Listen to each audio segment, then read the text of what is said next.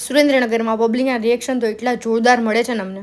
આજની સવાર મારી દેવી જોડે થઈ હતી. એની જોડે એટલી બધી મસ્તી કરીને મજા આવી ગઈ રમવાની. અને રેડી થઈને બહાર નીકળીને તો મેં જોયું કે મમ્મી એમનું નાનું ગાર્ડન વધુ એક્સપાન્ડ કરી રહ્યા હતા.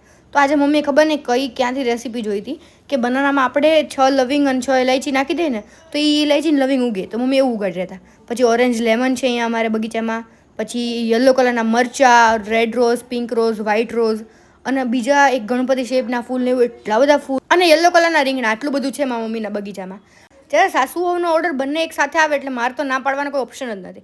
એટલે એ બંનેને લઈને હું નીકળી ગઈ હતી બહાર એમને મરચું દળાવવા માટે જવું હતું. આજ સુધી મને એવું હતું કે લાલ મરચાં એટલે બધા સેમ જ હશે, પણ ના, ત્યાં જઈને મને ખબર પડી કે અલગ અલગ ટાઈપ હોય. ગોલર, રેશમી, કશ્મીરી અને ખબર નહીં કેમ પણ અહીંયા હું બાઇક ચલાવું કે ગાડી ચલાવું મને સેમ રિએક્શન મળે. અને આનાથી વધારે તો તમારે જોઈએ જ છું, કારણ કે મારી ફેમિલી મને સપોર્ટ પણ કરે છે.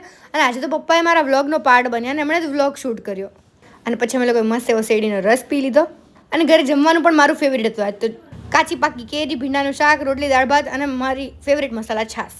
આમ આત્મા તૃપ્ત થઈ જાય એવું જમવાનું બનાવ્યું હતું મમ્મીએ. અને ધ્યાનુભાઈ અમારા આવી રીતના લેસન કરી રહ્યા હતા. પછી સાંજે મમ્મીને બા લોકોને શોપિંગ કરવી હતી, તો એ લોકો જો ખરીદી માટે નીકળી ગયા. અને રિટર્ન આવતી વખતે અમે ડોગના બિસ્કિટ લઈ આવ્યા, કારણ કે ખતમ થઈ ગયા હતા. આટલું બધું મમ્મીને ફેરવું ને એનું વળતર ચૂકવી રહ્યા હતા. હવે મને પાણીપુરી ખવડાવીને મમ્મી. અને રાત્રે મને પપ્પાને આમ ફરવાનું મન થયું હતું, તો મસ્ત એવા બાઇક પર નીકળી ગયા.